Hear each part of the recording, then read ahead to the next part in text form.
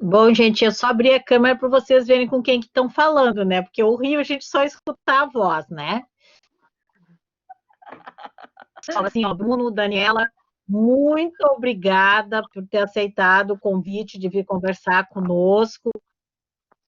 Eu tenho certeza que nós vamos aprender muito, e vai ser muito importante, até para a gente ter um conhecimento da pesquisa, para os alunos entenderem o que é essa pesquisa, que a gente está sempre estimulando. Eu sou uma pessoa que estimulo muito os alunos a fazerem trabalho. Pode ser trabalho simples, não precisa, agora, nesse momento que eles estão entrando no curso, né, é um caminhar. Então, a gente está sempre aí estimulando todos a fazer o trabalho.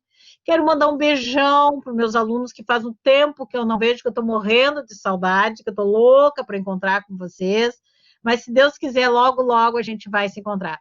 Bruno e Daniela, mais uma vez, gente de coração para vocês. Mais uma vez, muito obrigada. A gente está muito honrado de vocês aceitarem o nosso convite, tá? De participar, de trazer esse conhecimento para nós, tão importante. Carlinha, tu quer fazer a apresentação? Carla, obrigada por nos convidar e ter essa ideia também. Foi muito legal. Obrigada. Carla, tu quer apresentar os nossos palestrantes?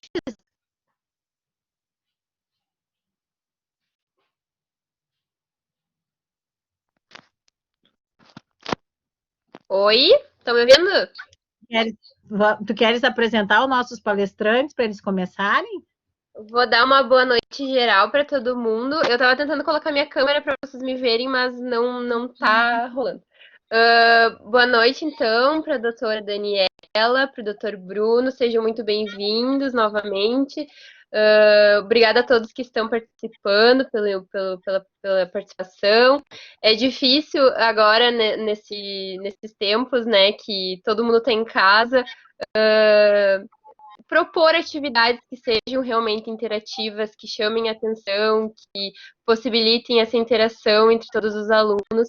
E com certeza o tema Covid é muito importante, a gente precisa falar sobre, e as pesquisas que estão sendo a base de tudo, né, as nossas orientações do Estado, principalmente, então a gente gostaria muito de saber como que elas estão funcionando.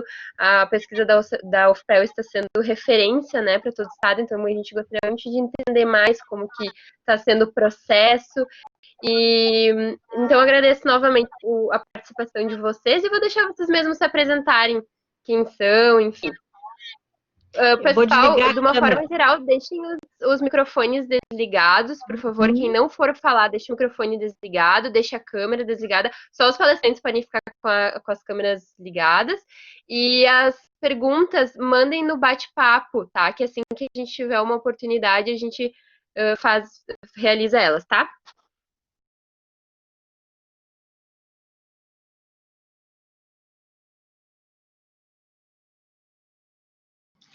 Bom, eu posso iniciar então, já que a Daniela vai começar a apresentação, e aí depois eu acho então que ela já segue o baile, se apresentando e iniciando a apresentação dela. Meu nome é Bruno Pereira Nunes, eu sou professor da Faculdade de Enfermagem da UFPEL, tenho mestrado e doutorado em epidemiologia, aqui também por essa universidade.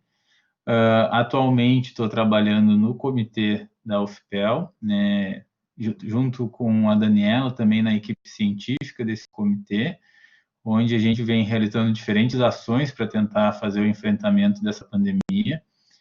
A UFPEL vem fazendo N ações, assim como várias universidades no Brasil, né? E hoje aqui, então, eu vou apresentar um pouco, né, depois da Daniela, vou apresentar para vocês um pouco sobre a epidemiologia do Covid, com foco no estudo EpiCovid, tanto o estudo realizado no Rio Grande do Sul e o estudo nacional. Vou explicar depois com mais detalhes. Agradeço muito a oportunidade de estar participando, é uma honra muito grande estar compartilhando aqui com todos vocês essas experiências e aprendendo junto com todos nesse momento tão único, né, na nossa história, né, de vida. Então, muito obrigado pelo convite e vou aguardar agora, então, a fala da Daniela e depois eu volto para apresentar um pouco para vocês esses resultados da pesquisa do EpiCovid. Boa noite a todos. Eu sou a Daniela Busque, então. Eu sou graduada em matemática, mestre e doutora em engenharia mecânica, na área de fenômenos de transporte, que foi onde eu conheci a Maria, de quem veio o convite, né? A gente teve os mesmos grupos de orientadores. É uma honra muito grande estar participando disso, né? Numa época tão complicada, numa pandemia. É salutar a gente ter gosto pelo que a gente faz, fazer uma pesquisa de um nível tão grande, né? Vocês são a maioria de uma área distinta da minha, né? Eu sou das ciências naturais e exatas, então eu tentei fazer uma apresentação de modo que ninguém fuja, como a gente diz, né? Porque a gente está acostumado que o pessoal vê uma equação e já fica com medo, mas não é o caso, não vou falar da parte de matemática em si, um pouquinho só, tá? Mas, bom, a apresentação básica é essa, né? Então, eu sou matemática, eu faço parte do grupo da matemática, então, do comitê, tá? Se alguém tiver alguma pergunta, pode ir colocando no bate-papo também, e vamos ver se a gente consegue fazer funcionar e que não dê nenhuma interferência aqui. Eu tenho meia hora para falar, mais ou menos, mas quem me conhece sabe que eu gosto de falar, e é capaz que eu passe, então qualquer coisa vocês me deem um aviso. Nunca usei essa plataforma do Blackboard, então vamos lá, para eu compartilhar a minha apresentação, eu vou aqui embaixo em compartilhar o conteúdo, correto?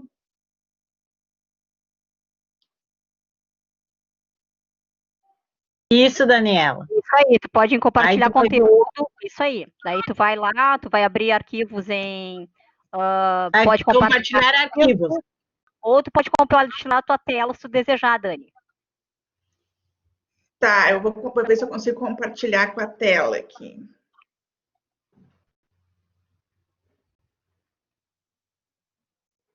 Como é que eu vou achar isso? Espera aí.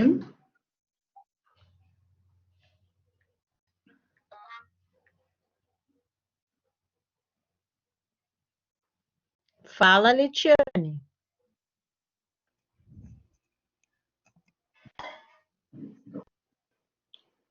Estou tentando aqui, só um pouquinho.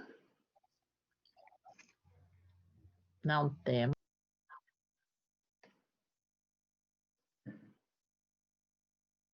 Eu queria compartilhar a tela.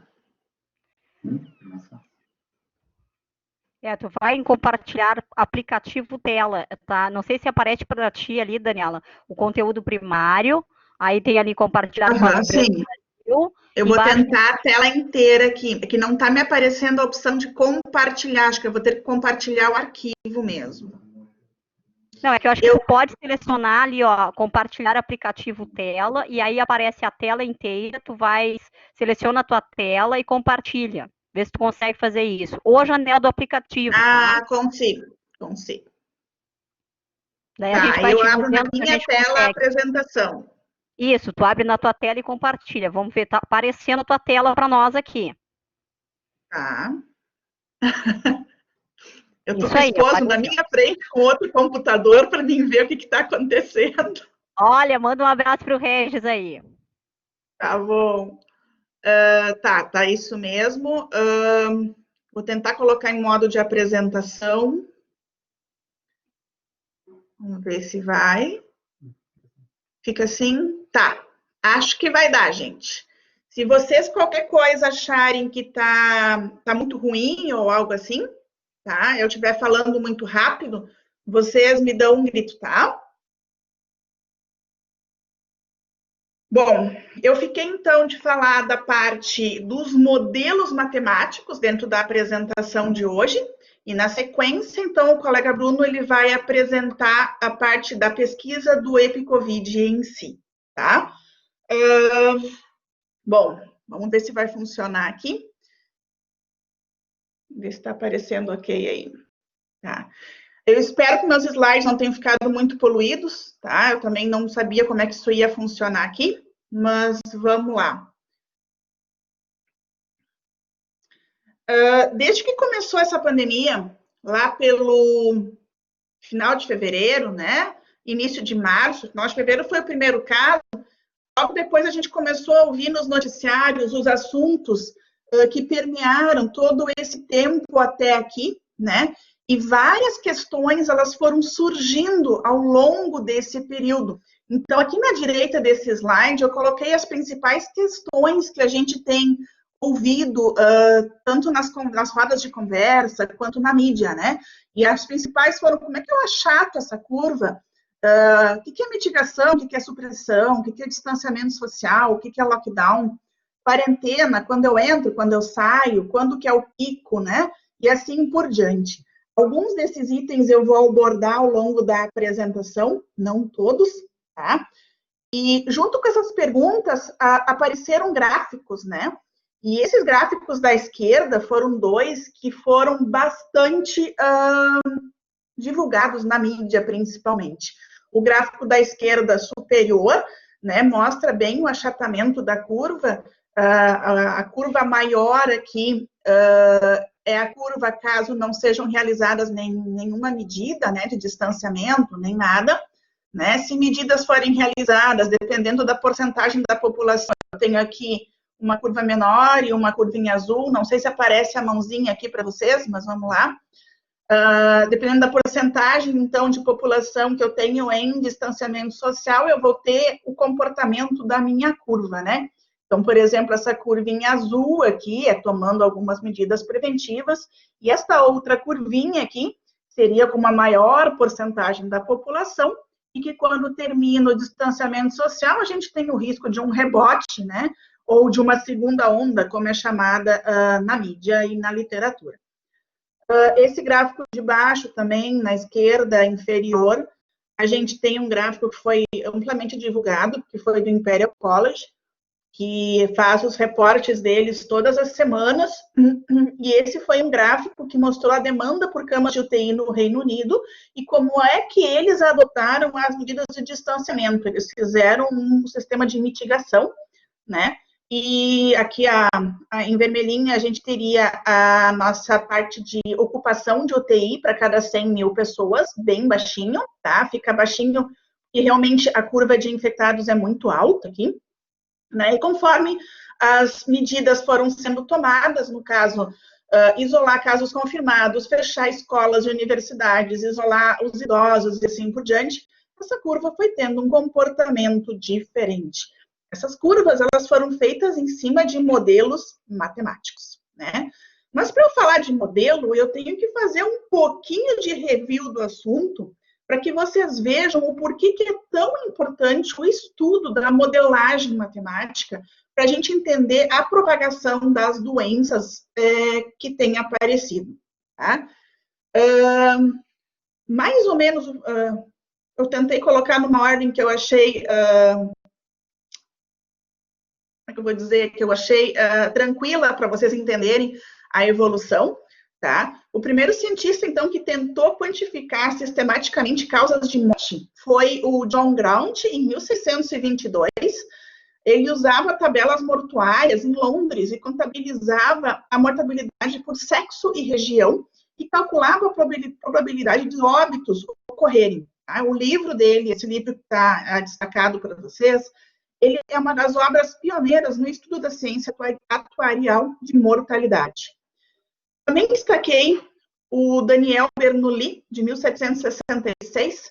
Ele apresentou um dos primeiros relatos de modelagem matemática de propagação de doenças e ele estudou a transmissão da varíola.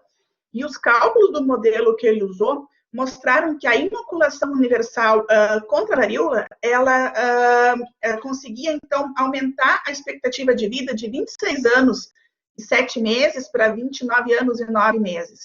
Parece pouco, mas naquela época isso era bastante.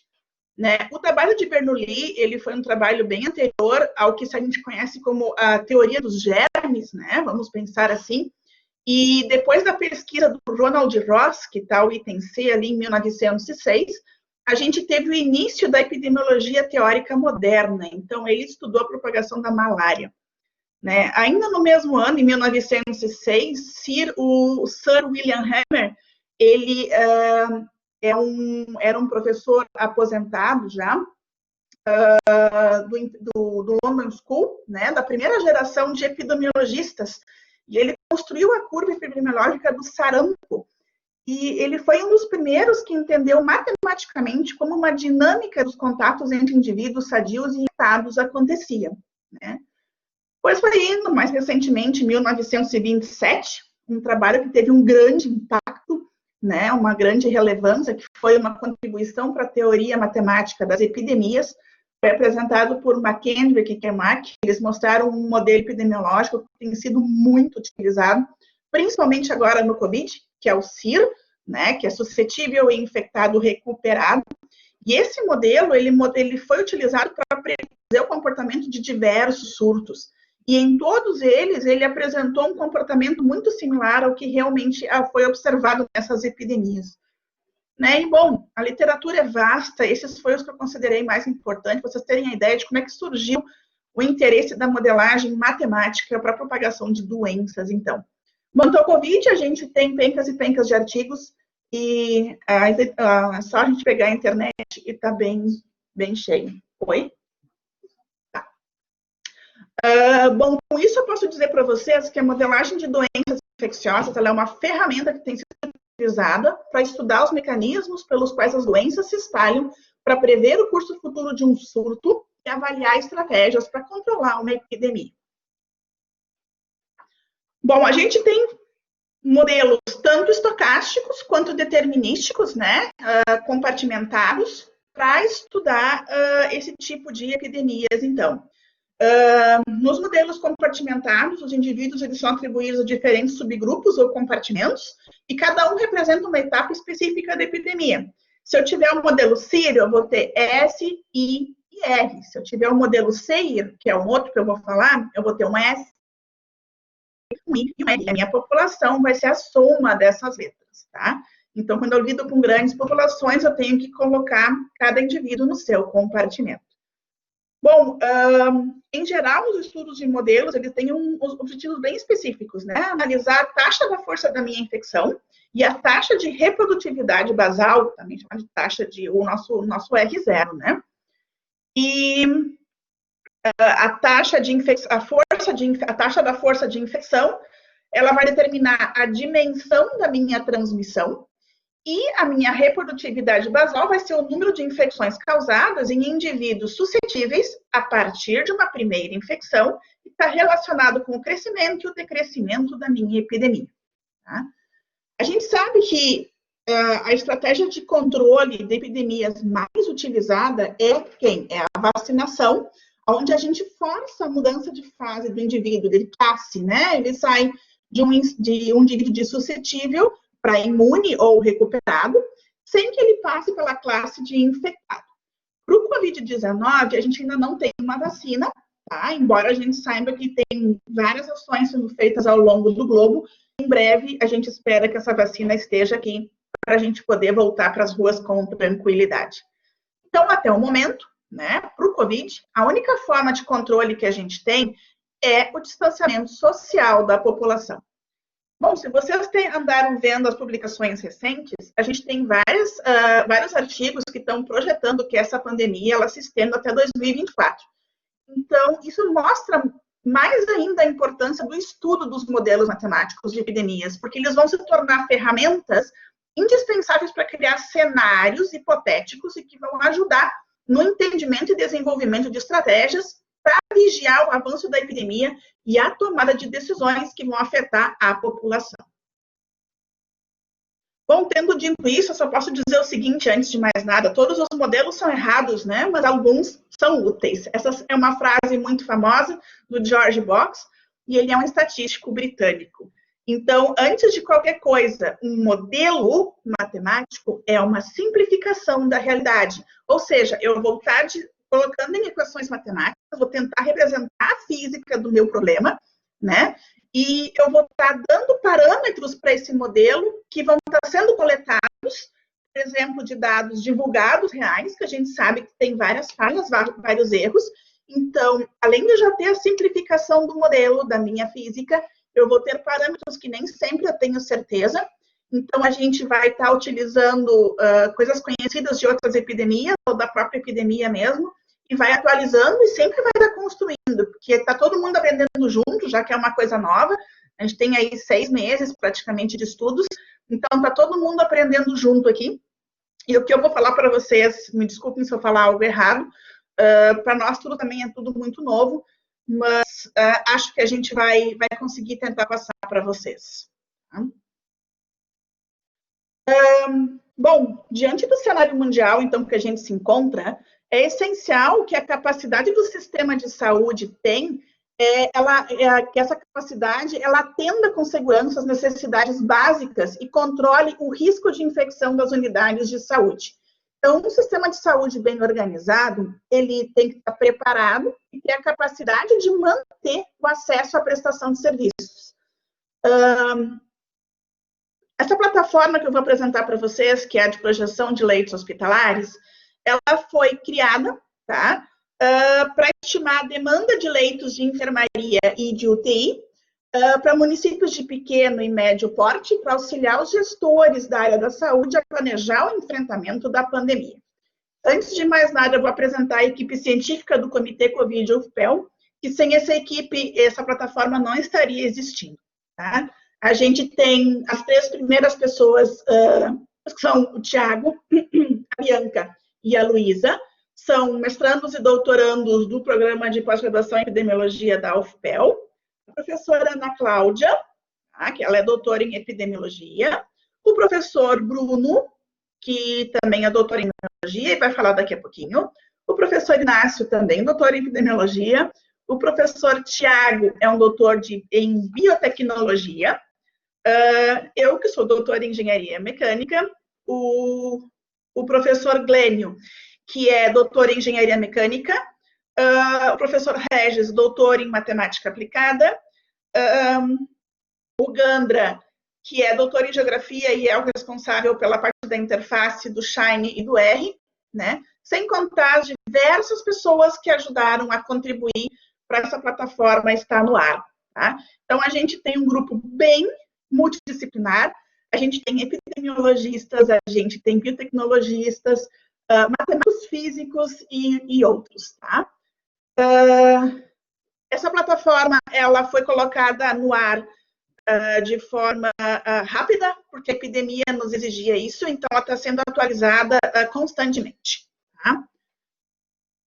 Atualmente, aqui eu tenho como é que o modelo epidemiológico que a plataforma utiliza, ele está estruturado. Tá? Seria esse esquema aqui. Ele é uma versão adaptada do modelo SEIR, ou seja, suscetível, exposto, infectado e recuperado. A gente tem um compartimento de suscetíveis, onde todos os indivíduos estão sujeitos à infecção pelo vírus, mas ainda não foram infectados. O compartimento de expostos, onde os indivíduos estão infectados pelo vírus, mas que ainda não são capazes de transmitir ele. Os infecciosos, eles são capazes de transmitir o vírus, mas a entrar em isolamento, tá? Os amenos, eles são indivíduos que têm sintomas leves e que não requerem hospitalização, mas já estão isolados, tá? E são incapazes de transmitir o vírus. Aí nós temos a categoria de severos, tá? Os severos são indivíduos com sintomas da doença que requerem hospitalização, mas ainda não foram hospitalizados, já se encontram isolados e são incapazes de transmitir o vírus. Enfermaria, bom, os indivíduos internados em enfermaria e que são incapazes de transmitir o vírus. UTI, os indivíduos internados em UTI que são incapazes de transmitir o vírus. Recuperados, os indivíduos que se recuperaram dos sintomas a menos ou que receberam alta da enfermaria ou da UTI. E os óbitos, bom, os indivíduos que foram a óbito. Essas caixas, então, são os compartimentos no qual cada indivíduo é alocado ao longo dos estágios de desenvolvimento da doença. Tá? Obviamente, isto é um modelo, então, um modelo tem premissas, tá? A ferramenta, ele é criado assumindo todas as pessoas que buscam um atendimento no serviço de saúde, ele vai ser devidamente atendido, tá? Isso a gente sabe que não reflete a real situação do serviço de saúde. Mas o modelo, então, não estima o número de pessoas que vão ser realmente hospitalizadas, e sim a demanda de hospitalização. O modelo também assume que depois de um período de infecciosidade, as pessoas contaminadas são isoladas em casa ou no hospital e não contaminam outras pessoas. A gente também está assumindo que ele simula o número de casos reais da doença na população e não o número de casos confirmados, tá? Então, as taxas de hospitalização e letalidade se referem aos casos reais e não aos casos confirmados. E o modelo assume que até a data da 10ª hospitalização no município por Covid, esse se encontrava sem medida de distanciamento, tá? Social nenhuma. Então, o município estava livre, com tudo aberto, tá? Lembrando, todo modelo preditivo é uma simplificação da realidade que tenta gerar estimativa útil para tomar decisões acerca da epidemia. Quando vocês acessam o site da projeção de leitos hospitalares, vocês vão ver essa tela, tá? Já estão aqui me avisando que eu estou falando demais, que eu não vou conseguir falar metade do que eu tenho para vocês. Mas vamos lá. A projeção de leitos hospitalares vai ser essa tela, vocês vão clicar aqui para simular. Eu queria fazer isso ao vivo, mas às vezes fica lento o sistema. Tem o link que eu posso passar para vocês depois, tá? Quando vocês acessarem, vocês vão encontrar esta tela aqui, onde vão informar o estado, o município, a população vai vir direto, o valor, o número de leitos de enfermaria e UTI também, o valor vai vir direto. E vocês têm um default, né? A plataforma já vem com valores padrão e que se vocês só clicarem em simular, depois de selecionarem o município, o estado, e se vão fazer a previsão pela data da 10ª hospitalização, ou se vocês vão usar os dados do estudo do EpiCovid nas cidades que têm a prevalência, tá? Uma vez que vocês escolheram essas opções, basta clicar em simular e vocês vão ter os resultados, a previsão, então, do que pode acontecer ou não na cidade de vocês. Não vou entrar em tantos detalhes, quem tem dúvidas aqui pode perguntar depois ou mesmo visitar o site, tá? A prevalência, lembrando, é casos por 1.000 habitantes, tá? Que vai ser dos 4 estudos no estado que o Bruno vai falar depois para vocês. Aqui a gente tem as medidas de distanciamento social, então a data de remoção de 1/3, 2/3 e remoção completa das medidas de distanciamento. Ou se eu não mexer em nada, eu vou como se eu tivesse até 31 de dezembro agora em distanciamento social, tá? Eu consigo gerar esse tipo de previsões, tá? Demanda de leitos em enfermaria, tem uma coisinha na frente aqui. Eu vou ocultar isso aqui. Isto. Demanda de leitos de enfermaria, demanda de leitos de UTI, demanda não atendida de enfermaria e UTI, porcentagem de infectados e população infectada. Né? Aqui eu tenho os parâmetros da dinâmica de transmissão, que acho que como vocês são da área, todos estão por dentro, né? Eu tenho aqui o R0 sem distanciamento e com distanciamento, apenas para quem não está familiar. O R0, então, vai mostrar para quantas pessoas cada infectado vai estar contaminando. Se for maior do que 1, a epidemia está em expansão. Se for menor que 1, ela está em decrescimento até que ela se extinga, tá? O período de incubação, o período infeccioso e os desvios padrão para cada um destes, porque este modelo ele está levando em conta um processo estocástico.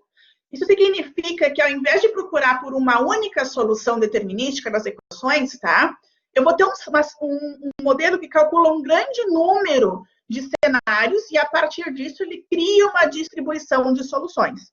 A gente está usando uma distribuição gama, tá? E os desvios padrão que a gente está utilizando são todos baseados em dados da literatura. A gente também tem dados da literatura para todos os demais parâmetros, tá? A gente ajusta também a data final da previsão, eu estou colocando aqui 31 de dezembro, e o número de interações para o modelo estocástico. Quanto mais interações, mais tempo vai demorar. Tá? Aqui eu tenho só um print, para ninguém fugir, tá? De como é que é o sistema de equações diferenciais que eu estou resolvendo. Eu tenho 17 equações para resolver, tá? E elas são dadas por essas equações aqui. Tá? Quem também quiser detalhes, a gente passa.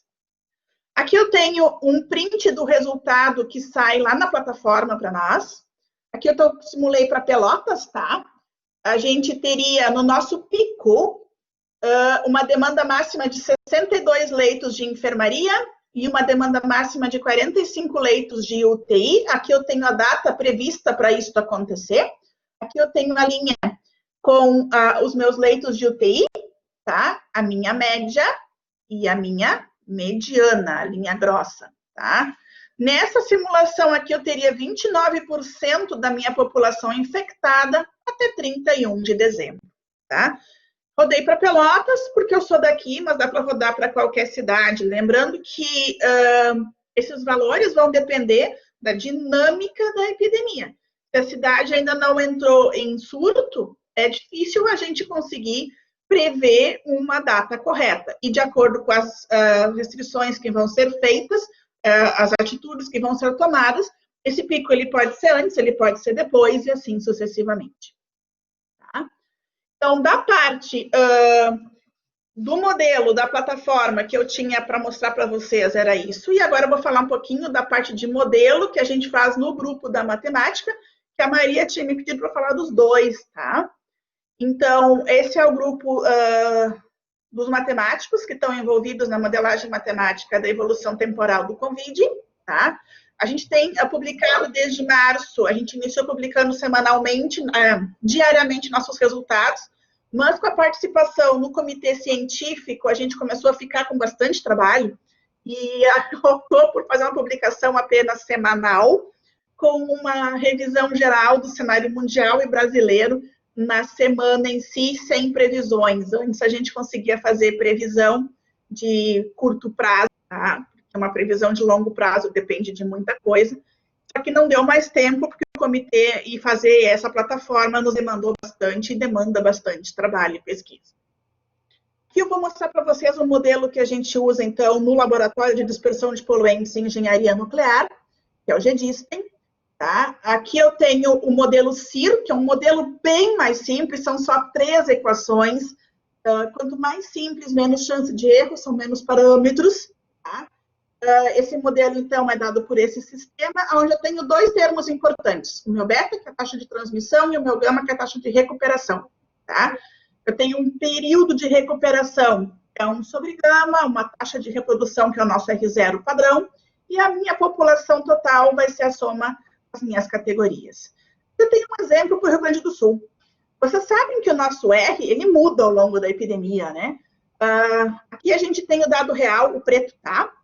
A nossa curva, ela foi mudando conforme os dados foram confirmados. Lembrando, é um modelo, eu estou usando o dado real, o dado divulgado pelo governo, tá?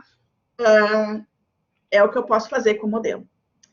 Então, tem todas as questões, eu vou ter que deixar isso à parte, mas eu estou usando o dado real. Então, o preto aqui é o nosso dado real, divulgado pela Secretaria da Saúde. Em rosa, como nós estamos hoje, tá? Nosso R está em torno de 1,3, tá? Quando nós iniciamos a epidemia, até mais ou menos o 8º dia, nosso R era 2,5. Eu já vou mostrar para vocês como é que seria a curva se nós tivéssemos seguido aqui, tá? Depois, começou os isolamentos, fechou as escolas, universidades, a gente foi para 1,42, tá? Mais ou menos na primeira quinzena de abril, quando estava tudo isolado, tudo fechado, um monte de gente em casa, a gente chegou aí a 1,2, tá? O comércio começou a reabrir e tal, 1,32, tá? Isso aqui varia, vocês vão ver que eu falo do R diário daqui a pouquinho, mas esse aqui é o R de todo esse período, tá? Que inicia aqui e vem até o dia de hoje. Então, a gente está bastante dias com o mesmo R0. Tá? A gente teve uma mudança, então, com a abertura do comércio. Bom, essa curva assim está bonitinha, mas olha como fica se eu ver a curva inteira. Tá? No início, a gente está na rosa, tá? Pretinho aqui é o dado real. A gente está aqui no início. Assim seria o nosso pico se a gente tivesse seguido como estava no início da epidemia. Aqui foi quando foi o início do fechamento das coisas, tá? Aqui foi no nosso distanciamento social maior, tá? E aqui como nós estamos hoje. Então, mais ou menos, vamos dizer que daqui a 100 dias, a gente vai estar no pico, tá?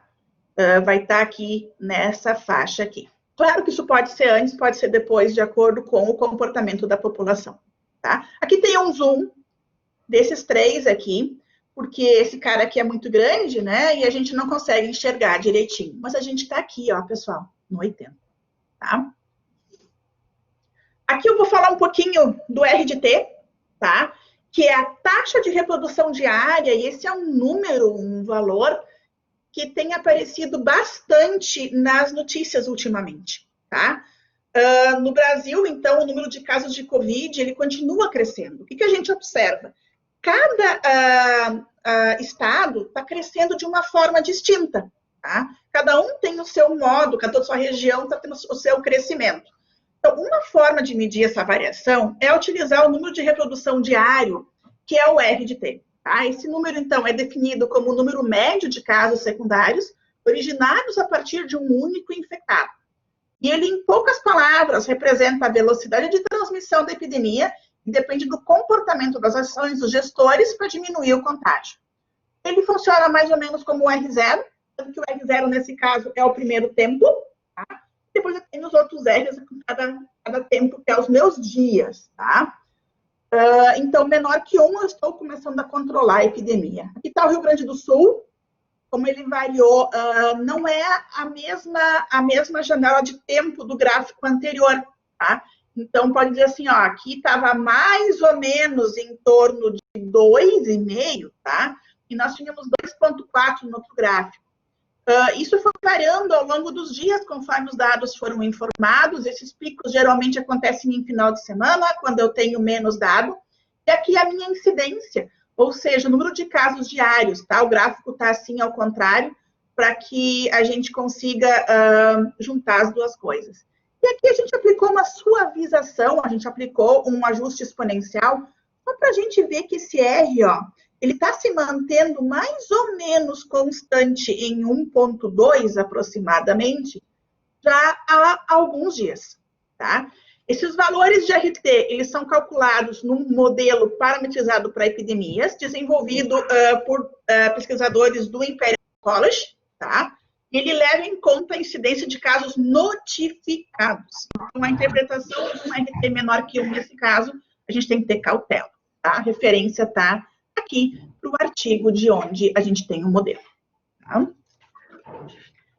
Aqui eu vou falar um pouquinho, aquela pergunta que todo mundo sempre nos diz, né? Quando que eu entro em distanciamento social? Quando que eu saio? Qual é o período ideal de entrada e saída? São 3 simulações que eu vou mostrar para vocês, de cidades genéricas, tá? Teóricas, só para vocês verem como muda a curva, que o modelo está me dizendo, não sou eu que estou dizendo isso, tá? Essas simulações aqui, elas são para a gente enxergar o que acontece, não é para ninguém tomar isso como base para decisão de qualquer coisa, tá? Aqui a gente tem um modelo CIR, chutou um R0 de 2,6, que foi mais ou menos como nós começamos, né? Um período de infecção de 5,2 dias para uma cidade de 300 mil habitantes. Se eu não tiver nenhum procedimento de distanciamento social, eu tenho essa curva azul aqui, tá? O pico em mais ou menos 45 dias, 80 mil infectados, que é 27% da população. Num cenário 1, o distanciamento começa com 30 dias, depois de 50 casos da epidemia, e aqui o distanciamento começa com 35 dias. São só 5 dias, mas que fazem uma grande diferença, tá? No primeiro caso, se a gente der uma olhadinha aqui, ó, aqui eu tenho, não sei se dá para ver bem, sem isolamento, tá? Sem distanciamento social, 25% da população em distanciamento social, 50%, 75% e o verdinho aqui embaixo é 100%. O 100% seria um lockdown, tá? Aquele isolamento perfeito em que as pessoas ficam a 2 metros de distância uma da outra, fechadas, cada um num cômodo, ou seja, ideal, tá? O que acontece? Quando eu tenho aqui o isolamento de 30 dias, tá? Eu estou supondo que 25% da minha população vai ficar isolada no 30º dia. O que vai acontecer? o meu pico de infectados ele vai diminuir, ele acontece mais ou menos 50 dias depois do início da epidemia, tá? 5 dias depois do caso sem isolamento, aqui está o pico do sem isolamento, aqui está o pico com 25%, tá? Só que eu baixaria de 80 mil infectados para 47 mil infectados, ou seja, 33 mil a menos que no caso sem contenção. Se eu tiver 50% da minha população em distanciamento social, o meu pico ele vai acontecer mais ou menos aqui, lá pelos 55 dias depois do início da epidemia, 10 dias depois do caso sem isolamento, ou seja, eu joguei para frente a minha curva, tá? E nessa situação de 50%, eu tenho 13 mil infectados, ou seja, 20 mil a menos que no caso anterior. Se eu seguir 70% da população ficar isolada, essa minha curva vermelha aqui, tá? A 75, desculpa, ficar isolada, eu já vou ter um R0 menor que 1 e eu vou ter um decrescimento, tá? Se 100% ficar isolado, também só vai decrescer um pouquinho mais rápido, tá? Nesses últimos 2 casos aqui, eu vou ter no máximo 6.500 pessoas infectadas. Mas se eu mudar para 35 dias, observem que o comportamento da curva já muda. O meu pico aqui acontece mais ou menos junto e é mais alto. Eu chego em 50 mil, o outro era 47, pouco a mais, tá? Aqui eu tenho um pico no 50% maior do que o que eu tinha anteriormente. Eu enxergo uma diferença maior aqui também, nos picos para 75% e 100% de isolamento. Se eu comparar os 2 cenários, um isolamento, um distanciamento social mais cedo, mais precoce, é melhor do que um mais tarde. E por isso eu já vou para o gráfico seguinte. Aqui a gente só fez uma simulação hipotética, tá? Se eu entro em isolamento...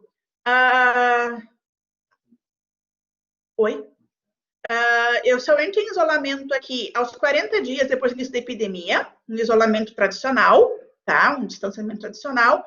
Se eu entro num isolamento precoce, ou eu entro num isolamento exatamente no pico da epidemia, que é o isolamento crítico, tá? O que acontece? Olhem os picos como fica. Quando eu entro muito cedo, tá? O que me acontece? Eu vou só transladar os meus picos. Aqui eu tenho 50% e 100% isolados, tá? 100% ao lockdown, 50% metade da população. Nesse caso que eu entro no isolamento precoce, o meu pico que aconteceria aqui, ele é transladado. É menorzinho, tá? Mas ele é transladado.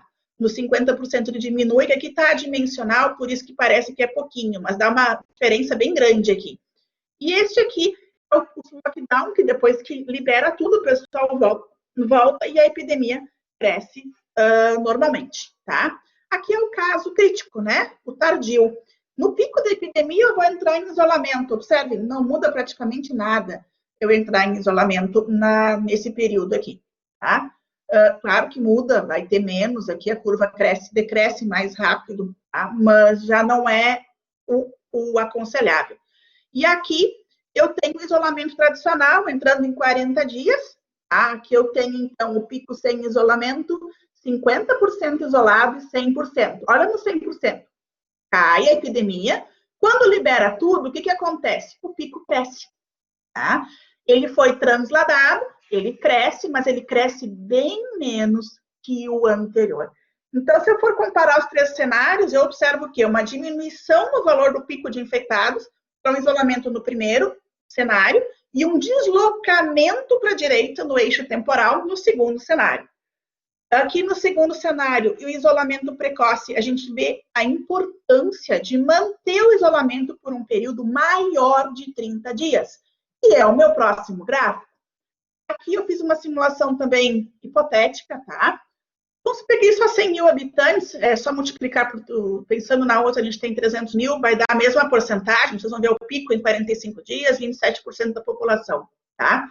Aqui eu tenho o caso de 30 dias de isolamento, libera. 60 dias de isolamento, libera. 90 dias de isolamento e libera, tá? O que me acontece aqui? No primeiro caso, aqui eu tenho 25% e 50% da população, tá? Somente, tá? Se eu tiver, no primeiro cenário aqui, um quarto da população em distanciamento social. O pico, ele acontece mais ou menos em 50 dias, esse vermelho aqui, tá? 5 dias depois do pico normal, mas eu tenho apenas 16% da população no pico da epidemia. Um decréscimo contínuo da epidemia na sequência. Já se eu tiver 50% da população em isolamento, o meu pico ele vai crescer lentamente. Quando liberar tudo, meu pico cresce e depois vai se estabilizar. 15 dias depois, mais ou menos, isso aqui. Somente 15% da população. Mas olha o que acontece se eu ficar 60 dias em isolamento, tá? Para os 25%, não vai ter grande diferença. Mas para 50% da população, olha o que acontece. A gente tem um crescimento lento, eu atinjo 4% da população mais ou menos em 25 dias, tem um decréscimo até a liberação, depois um aumento, e vai ter um pico em torno de 22 dias de 5%, ou seja, 3 vezes menor do que o pico que eu teria com 30 dias para a mesma quantidade da população. Se eu aumentar isso ainda para 90 dias, tá? Eu não estou falando na economia aqui, tá? Esse assunto eu não vou poder entrar, tá? Então, aqui eu tenho a curva de 50%, a de 25% não tem grande diferença, mas a de 50%, olha aqui, ó, olha o que acontece. O meu pico ele vai decair, tá? Eu vou ter um pequeno pico de infectados, vou ter um pico menor de infectados e um pequeno pico de infectados depois, que vai ser a metade do anterior, ou seja, 1/6 desse primeiro caso. Bom, o que eu posso falar quando eu comparo esses 3 cenários? Obviamente que o nosso preferencial aqui é ficar o máximo de tempo possível em distanciamento social, tá? Se a gente quer salvar vidas, a gente vai seguir esse cenário aqui, apesar de tudo que esteja acontecendo. E eu quero encerrar com uma fala do nosso reitor, tá? Que o momento de flexibilização de uma epidemia, de uma pandemia, no caso, é quando a curva está decrescente. Flexibilizar agora é erro grosseiro, que a gente não precisava estar cometendo. Obrigada pela atenção, fico à disposição de todos. Desculpa se eu passei do tempo. Oi, Dani, obrigada pela tua fala, né? Acho bem importante, assim, todos os modelos, as simulações, né? Eu acho que isso foi sobremaneira, assim, esclarecedor para todos nós, né? A gente trabalha com os modelos epidemiológicos aqui também na Fevale e, fundamentalmente, assim, a gente discute bastante esses casos da Covid com os alunos, né? Com os nossos acadêmicos, entre os nossos grupos também de pesquisadores e, de fato, como tu colocas ali, a questão do distanciamento social, que é a maneira mais preventiva nesse momento, né, para que nós possamos, dentro da área da saúde, ter leitos suficientes para atender já as pessoas que estão contaminadas pelo vírus, mas, sobremaneira, também pensar, né, que além da Covid, a gente tem outras comorbidades acontecendo, e doenças, enfim, para que existam leitos, né, e aqui em Porto Alegre, em especial, a gente está vendo assim que o fato de flexibilizar alguns ambientes, né, tem aumentado sobremaneira os casos de contaminação.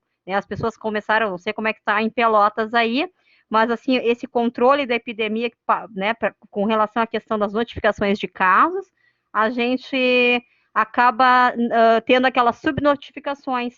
Isso, de fato, assim, por exemplo, a cada sujeito contaminado, a gente tem a família, às vezes, contaminada, e esses testes não estão sendo feitos no âmbito geral, em alguns casos, né, para a família inteira, os testes de PCR, que são úteis, né, importantes para a detecção do vírus, e isso nos preocupa bastante. Eu acho que o fato de ter flexibilidade em alguns ambientes, com abertura parcial que seja, mudou um pouco o cenário aqui na nossa região, em Porto Alegre, né? E que, claro, que na região de Novo Hamburgo, onde nós estamos na Fevale, também aumentaram a quantidade de casos.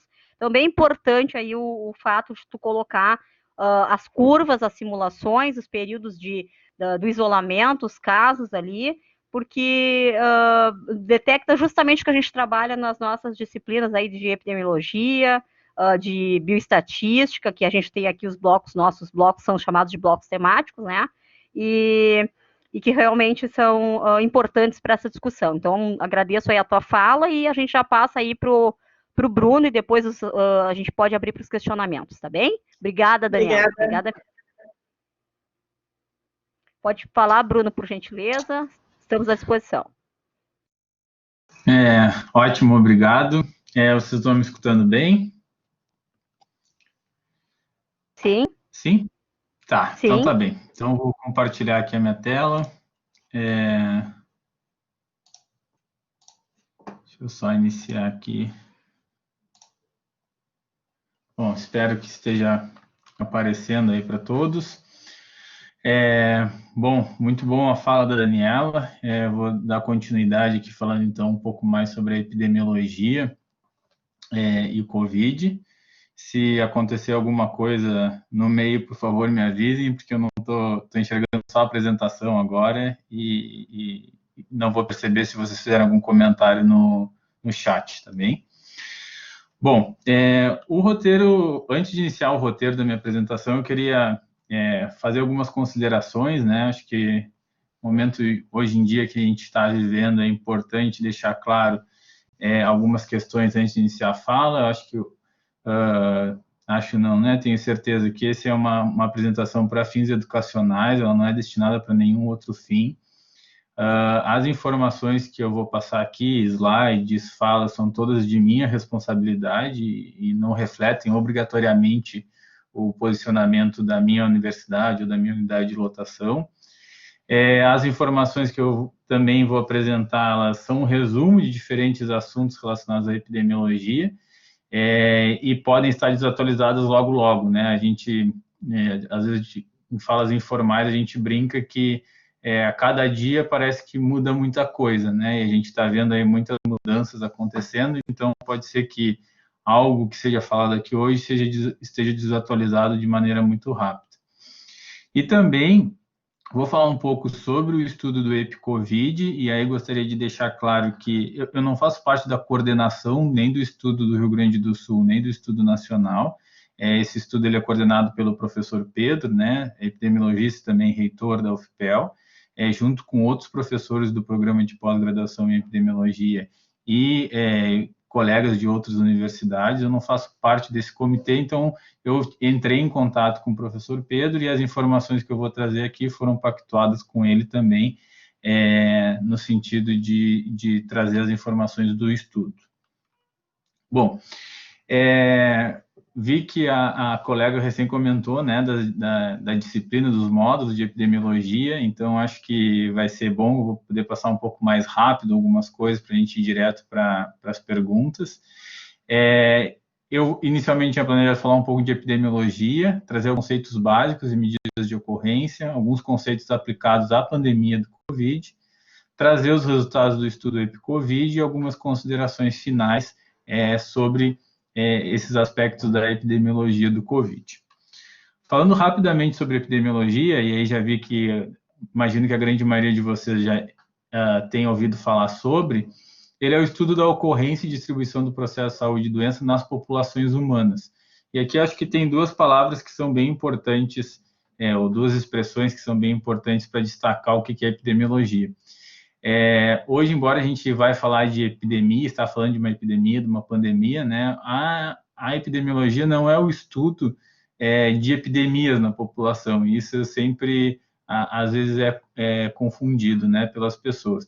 Ele é o estudo do processo de saúde e doença. Então, obviamente, envolve problemas infecciosos, envolve epidemias, mas também envolve problemas crônicos, envolve fatores de risco, envolve o estudo da distribuição nas populações. Então, ela envolve toda a questão do processo de saúde e doença, não somente de problemas infecciosos ou então somente de epidemias. E o que diferencia a epidemiologia de outras áreas, como, por exemplo, a clínica, é que a epidemiologia está interessada em saber como que esse processo se dá em populações humanas. Obviamente, o indivíduo é importante para a gente definir como que é a situação de saúde de uma população, mas na epidemiologia a gente não está querendo exatamente saber qual que é a situação de saúde específica daquele indivíduo. e sem saber qual que é a situação da população como um todo.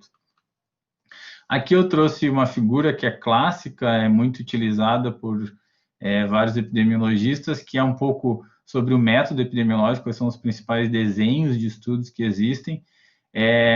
Eu trouxe aqui para mostrar um pouco que podem existir dois tipos de estudos, né? Dois grandes braços na epidemiologia, e eles vão depender se o pesquisador fornece ou não fornece uma exposição. O que é isso? Fornecer uma exposição seria testar um medicamento. Então, eu forneço aquele medicamento para ver se ele vai ter um efeito ou não na saúde das pessoas. Ou, se eu não forneço essas exposições, eu vou para os estudos observacionais. Bom, nos estudos experimentais, onde a gente fornece essa exposição, acho que o mais conhecido de todos nós são os ensaios clínicos randomizados, onde basicamente todos os medicamentos para estarem hoje no mercado, eles passaram por um ensaio clínico randomizado para ver, de forma bem sintética, né? Se pega um grupo de pessoas, se divide eles de acordo com alguma proporção, normalmente metade, né? Metade para um lado, metade para o outro. Metade do grupo recebe aquela intervenção, por exemplo, um medicamento, e a outra metade ou recebe um placebo ou então um tratamento convencional. E se acompanha essas pessoas ao longo do tempo para ver se o medicamento ou a intervenção que a gente está testando vai produzir algum tipo de efeito nos desfechos que a gente quer avaliar. Indo para o outro lado, para a parte dos estudos observacionais, aqui nós temos três principais estudos nessa área, que são os estudos de corte, caso controle e transversal.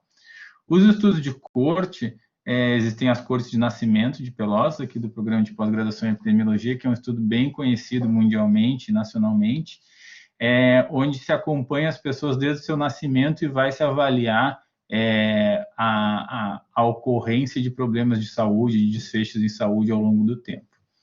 Temos também os casos controles, que são aqueles onde a gente parte da doença, então a gente, por exemplo, pega casos de pessoas com determinado tipo de câncer e se compara com controles que não tenham aquele determinado tipo de câncer. E aí se avalia se no passado essas pessoas tiveram alguma exposição diferente ou não, e ver se isso tem algum efeito para o desenvolvimento daquele câncer que se está estudando. Claro, eu estou falando em câncer, mas doenças raras, de modo geral, se aplicam muito bem para estudos de caso controle. E os estudos transversais, que eu acho que são aqueles mais que a gente também escuta falar bastante, por quê?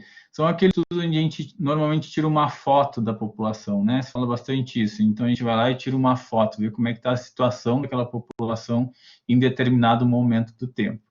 Esses estudos, principalmente em comparação aos casos controle, corte, ensaios clínicos randomizados, eles tendem a ser mais baratos e mais rápidos para serem realizados.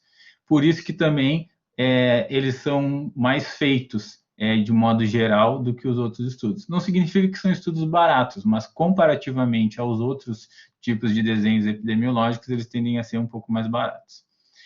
Bom, esse estudo, ele vai medir tanto exposição quanto desfecho ao mesmo tempo, né? Claro que pode ter períodos recordatórios nessas perguntas, mas a gente vai estar em um momento entrevistando essas pessoas.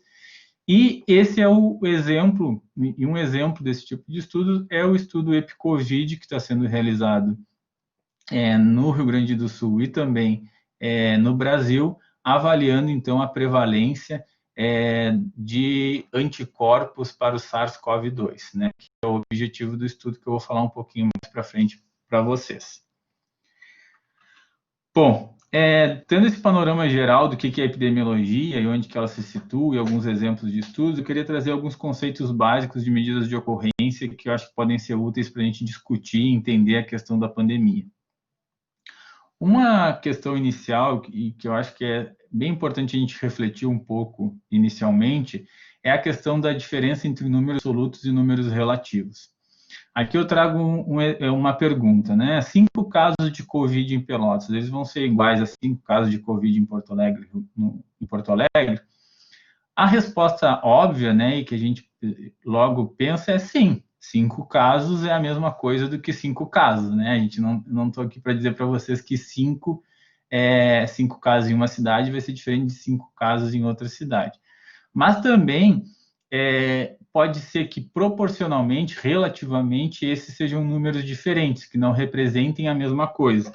Então, por exemplo, vamos supor, hipoteticamente, que a gente tem uma população de 20 pessoas, é a nossa população A, ou uma população de 10 pessoas.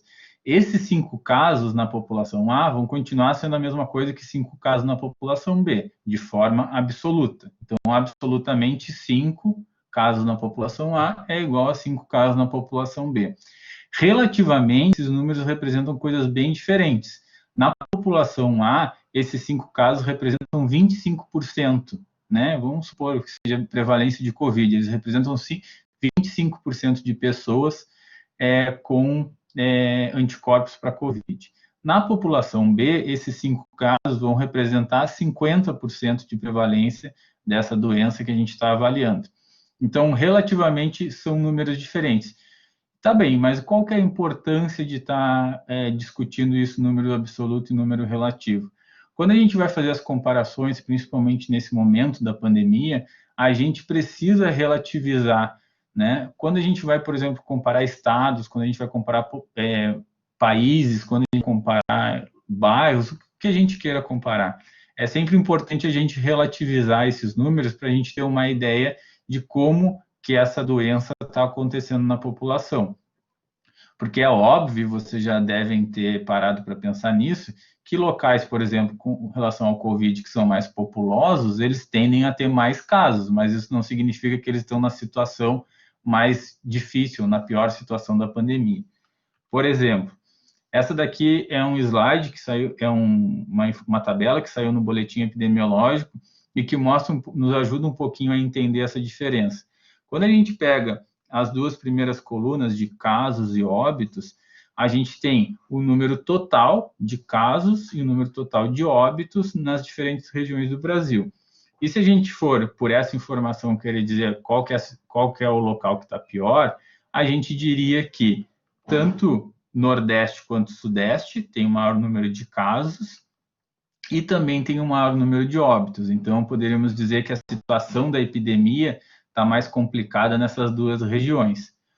Quando a gente pega e começa a relativizar esses números, e aí que nesse caso a gente está apresentando uma incidência, que é o número de novos casos por 100 mil habitantes, e a mortalidade, que é o número de mortes por 100 mil habitantes, a gente já vê que o panorama muda um pouco. Então, nessa situação, a gente tem tanto o Norte quanto o Nordeste tendo a maior incidência, o maior número de casos relativamente falando, e Norte e Sudeste apresentando relativamente a maior mortalidade. Logo, esses números relativos são mais úteis para comparar as situações de diferentes localidades e também conseguem, de certa forma, ajustar esses números absolutos para que a gente consiga ter interpretações um pouquinho mais claras sobre a situação epidemiológica de determinada doença. Um outro conceito muito importante e que a gente está falando bastante agora nisso, né, cada vez mais, é o conceito de população em risco. Aqui a gente não está falando de risco de desenvolver a doença, a gente está falando de população exposta, população que estaria suscetível a ter determinada característica. Sempre tem exemplos muito clássicos nos livros de epidemiologia, como, por exemplo, qual que é a população em risco para ter câncer de colo uterino? São as mulheres. Então, a nossa população em risco são só as mulheres, os homens não entrariam nessa conta. Ou câncer de próstata, seriam só os homens, as mulheres não entrariam nessa conta. Então, nesse sentido que é importante a gente entender o que é população de risco, para a gente saber também se as nossas medidas estão sendo calculadas da melhor maneira possível. Esse é um gráfico esquemático publicado lá em 1993 pelo professor César Victora, que junto com o professor Fernando Barros iniciaram um programa de pós-graduação em epidemiologia aqui de Pelotas, e lá ele discute um pouco, o título do artigo é qual que é o denominador, e aí ele discute um pouquinho como medir esses denominadores e como fazer da maneira mais adequada para a gente ter os denominadores corretos para conseguir calcular as nossas medidas. Logo, aqui tem várias coisas interessantes para falar, mas para não me alongar muito, mas de forma sintética, tanto quando a gente vai calcular as nossas porcentagens, a gente precisa ter bem claro qual que é o nosso numerador e qual que é o nosso denominador, e se a gente está conseguindo captar essas duas informações numéricas de forma correta. Por exemplo, o estudo EpiCovid, aqui no Rio Grande do Sul, estimou para uma das rodadas do estudo, que depois eu vou falar, que para cada 1 milhão de habitantes no Rio Grande do Sul, tinham 580 casos notificados, então oficialmente nós tínhamos 580 casos, e 1.778 infectados reais. Por quê? As estimativas oficiais, elas não estavam conseguindo captar realmente toda a nossa população em risco, porque você sabe, todo mundo sabe, estamos testando no Brasil mais as pessoas graves, que apresentam sintomas, que buscam um serviço de saúde. E isso dava mais ou menos 3 casos não notificados para cada caso notificado. Logo, o estudo do EpiCovid, ele traz à luz essa questão da população em risco e de qual que é o denominador adequado, até mesmo no seu logo, onde aqui simula um iceberg, mostrando que mais ou menos nas notificações oficiais a gente consegue ver só o que está acima da água, mas na verdade a população em risco de ter Covid, ela é muito mais ampla, mas a gente não consegue muito ver sem ter estudos adequados para medir isso. Bom, alguns conceitos rápidos aplicados à pandemia do Covid. Aqui tem a situação da Covid no mundo, né? Eu acessei hoje para atualizar essa informação, para trazer para vocês o total de número de casos. Então, a gente tem 7 milhões de casos confirmados, 400 mil mortes em todo o mundo. O Brasil, ele vem figurando, né, infelizmente, nos rankings com o maior número de casos e também de óbitos. Então, em questão de casos, a gente está em segundo lugar, e nos óbitos, a gente encontra-se na terceira posição. Outro conceito que é bem importante na questão da pandemia, para a gente entender bastante a pandemia, é a letalidade e a taxa de contágio, né? A Daniela já comentou um pouco sobre isso. A letalidade, ao contrário do que às vezes a gente, de forma inadequada, usa como sinônimo, ela não é a mesma coisa que mortalidade. A mortalidade vai ser do total da população, quantas pessoas morreram. A letalidade vai ser do total de pessoas que têm aquela doença, quantas vão morrer por aquela doença. Então, a letalidade faz parte do total de pessoas que têm a determinada condição para se avaliar quantas vão morrer. Em inglês, também utilizado como case fatality, que é mais comum, né, na língua inglesa do que usar o termo letalidade em si. Bom, aqui a gente tem o Covid, né, mostrando qual que é a letalidade dele, em torno de 1%. Algumas estimativas que a gente tem até mostram menor ainda esse valor. E uma taxa de contágio em torno de 1,5 a 3,5, dependendo da situação, do momento em que a gente mede. A Daniela explicou um pouco isso, mostrou alguns exemplos para vocês. O interessante de a gente ver nesse gráfico é que mesmo o Covid tendo uma taxa de letalidade baixa, ele já está produzindo um problema seríssimo de saúde pública, né? Com muitas pessoas sendo afetadas e morrendo. Imagina se nós tivéssemos uma situação com uma doença um pouco mais letal do que o Covid.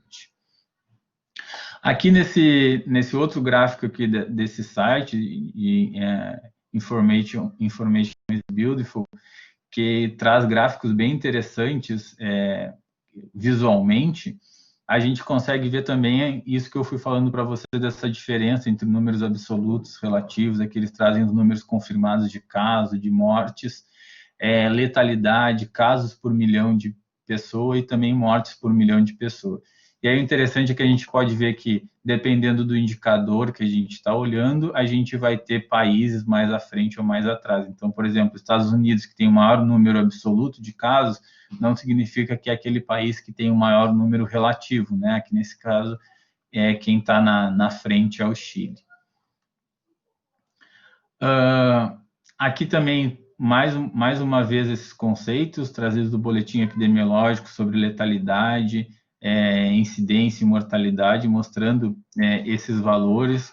Aqui no Brasil, à época, o Brasil se encontrava na 8ª posição no número de casos, e é por isso que ele está ordenado aqui, e mostrando como que estava a situação, tanto da letalidade quanto da incidência e mortalidade. Aqui uma letalidade super alta, né, diferente do que a gente viu nas outras estimativas, mas porque a gente está medindo, né, e está avaliando, está testando pessoas que são muito graves. Logo, a nossa letalidade, quando a gente pega todo mundo que tem a doença, quantas morrem por essa doença, a gente vai ter uma letalidade superestimada. Então, a gente precisa ter muito cuidado com os nossos numeradores e denominadores para a gente conseguir ter informações precisas sobre a situação da doença. Aqui eu não vou passar muito, a Daniela já comentou, e comentou muito bem sobre a questão do achatamento da curva, que era um outro termo, um outro conceito muito relacionado à pandemia. E trazer algumas limitações até aqui dessas medidas, né? Então, as medidas de prevalência ainda eram pouco confiáveis, né, antes dos estudos do EpiCovid, porque elas não conseguiam ter bem claro principalmente essa questão do denominador, e a letalidade também inadequada, porque o denominador não estava claro, que era o número de pessoas que tinham a doença, ou que tinham o Covid. Indo para o final, espero não estar passando muito do tempo, falar um pouquinho sobre os estudos do EpiCovid. Aqui eu trago para vocês o link para vocês acessarem o site da pesquisa. Esse é o estudo do Rio Grande do Sul. Então, o EpiCovid ele iniciou no Rio Grande do Sul, uma ideia que foi organizada pelo professor Pedro, e aí junto com o Estado, junto com também vários financiadores, tanto públicos quanto privados, que ajudaram a idealizar e realizar esse estudo tão importante para ter um entendimento da verdadeira prevalência, né, e por consequência, todas essas outras medidas necessárias para a gente entender a pandemia em uma determinada localidade. Esse estudo, depois eu vou mostrar para vocês, se transformou também num estudo nacional, onde também já foi realizada a primeira coleta de dados em todo o Brasil para estimar a prevalência de soroprevalência, né, ou de anticorpos para o SARS-CoV-2, que é esse vírus, então, que causa a doença Covid-19. Aqui eu já trago para vocês diretamente os resultados da 4ª fase. Ainda no Rio Grande do Sul, a gente, diferente de outras regiões, a situação da pandemia apresenta, em termos relativos, números baixos, né? Então, vocês podem ver ali fase 1, fase 2 e 3. Então, já foram feitas 4 fases, 4 inquéritos no Rio Grande do Sul, em 9 cidades sentinelas, com poucos testes apresentando resultado positivo, né? Então, temos na fase 1, 2, fase 1, 2, fase 2, 6, fase 3, 10, fase 4, 8. E girando numa prevalência sempre ao redor de 0,1%, 0,2%, uma prevalência considerada em termos relativos baixo.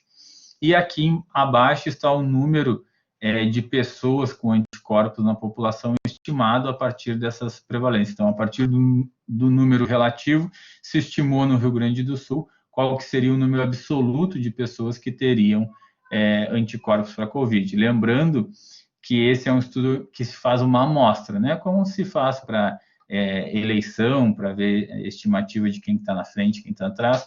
Muito parecido se faz aqui também, onde se entrevista as pessoas nas suas residências, né? Se faz o teste, e é a partir dessa amostra, que no estudo do Rio Grande do Sul é em torno de 4.500 pessoas por rodada, se estima qual que é a prevalência e consegue se extrapolar depois dessa prevalência para o total de habitantes no Rio Grande do Sul. Então, o importante dessa amostra não é um número em si, claro que o número importa, mas a forma como essas pessoas são selecionadas para que elas representem a população do Rio Grande do Sul. E aqui algumas outras estimativas, também relacionadas a um infectado a cada quantos a 1.000 habitantes, né? E também a relação de estimados notificados, que ela foi diminuindo bastante no Rio Grande do Sul. Inicialmente era em torno de 8 vezes, depois chegando a 3 vezes na última rodada. Bom, aqui o site do EpiCovid do Brasil, da pesquisa nacional, muito similar também à pesquisa do Rio Grande do Sul, a pesquisa do Rio Grande do Sul que originou essa pesquisa nacional. Aqui nós temos marcadinho todas as cidades onde foi realizada a pesquisa. Inicialmente se tentou realizar em 133 cidades e vai se continuar tentando fazer nessas 133 cidades. Nessa primeira rodada houve muita dificuldade, muita falha de comunicação, principalmente do Ministério com as secretarias municipais de saúde, onde houveram vários problemas e não se conseguiu realizar nessas 133 cidades. Então, a amostra que se analisou foi de 90 cidades, mas nessa segunda rodada, essas 133 cidades vão ser avaliadas com relação à prevalência do SARS-CoV-2, de anticorpos para o SARS-CoV-2. Nessa primeira rodada, nessa primeira inquérito, realizada de 14 a 21 de maio, com 25 mil pessoas ao total que foram entrevistadas, de uma amostra estimada que era para ser de 33 mil, nessa amostra se estimou 1,4% a prevalência de anticorpos para o SARS-CoV-2. Aqui a gente tem também algumas informações de distanciamento por estado, mostrando que os estados mais ao sul, principalmente Rio Grande do Sul, Santa Catarina, também ali o último Rio de Janeiro, conseguiram atingir aquela meta de 70% de permanecer a maior parte do tempo em casa. Alguns resultados do artigo que já saiu ali, eu coloco o link para o artigo que está num repositório pré-print, já está, logo vai ser publicado. Algumas informações importantes sobre ele, que é o primeiro estudo de base nacional sobre o Covid, né, e um dos estudos pioneiros no mundo sobre a prevalência de anticorpos para SARS-CoV-2. Em termos geográficos, ele é o maior estudo, né, até pensando no tamanho do Brasil. Em termos de tamanho de amostra, ele perde, comparando essa primeira rodada com outros estudos, somente com o estudo espanhol, que entrevistou 60 mil pessoas lá.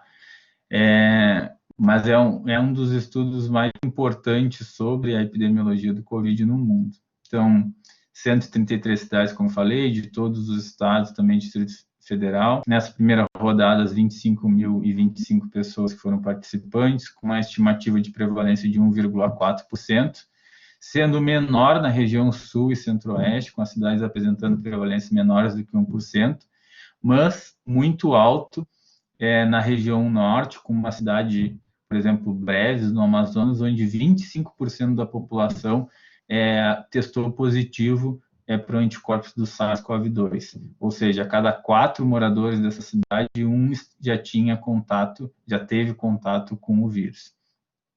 E das 51 cidades com maior prevalência de anticorpos para SARS-CoV-2, 15 dessas cidades estavam na região norte. Pegando as estimativas de notificados, né, oficiais que se tinha para essas cidades, se tinha essa informação de 104 mil pessoas infectadas, e com as informações do estudo, conseguiu-se extrapolar que, na verdade, essas cidades tinham 760 mil casos, mostrando que o que estava embaixo, né, da água nesse iceberg era muito maior do que aquilo que a gente estava conseguindo ver. Aqui alguns resultados interessantes sobre a ocorrência dessa prevalência de anticorpos, segundo região, sexo, idade e também cor ou etnia. Se viu que a ocorrência no norte foi muito maior do que nas outras regiões, chegando a média de um pouco mais do que 6%. Não houve uma diferença muito clara entre homens e mulheres, e também não houve uma diferença clara segundo as faixas etárias, né? Muito similar, inclusive, só diminuindo bastante aqui nas pessoas mais velhas. Isso é importante, eu vou retomar depois, que se tem as pessoas mais velhas como um grupo de risco, entre aspas, para a infecção, mas, na verdade, elas são grupos de risco para o prognóstico ruim para caso tenham a infecção, vão ter um prognóstico pior, vão hospitalizar mais, vão ter maior risco de morte. Agora, para a infecção em si, o risco para se infectar parece similar nas diferentes faixas etárias. E também se observou uma maior prevalência entre as pessoas indígenas e também de cor da pele negra. Aqui é a principal explicação do artigo para a maior ocorrência na região do Amazonas, na região norte, onde se realizam viagens de barco, onde as pessoas ficam muito próximas, fazendo muita aglomeração, e essa é uma das principais explicações para ter uma prevalência tão alta desse vírus, ou de anticorpos para esse vírus, nessa região do Brasil. Algumas considerações finais. Acho que é importante, como eu falei agora há pouco naquele gráfico, para você diferenciar o que é fator de risco para o diagnóstico da infecção ou para a chance de se infectar e também os fatores de risco para o prognóstico. Até que a ciência prove o contrário, todos nós estamos suscetíveis a se infectar pelo vírus.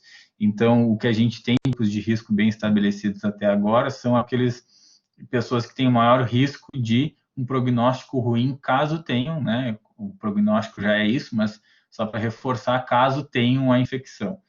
Logo, a chance de infecção, pelas evidências que se tem, parece muito similar entre os diferentes grupos. Isso tem um impacto importante, até para que as pessoas entendam que todos nós fazemos parte dessa infecção e podemos ser um disseminador desse vírus, independente da nossa condição de saúde, ser mais saudável ou menos saudável, né?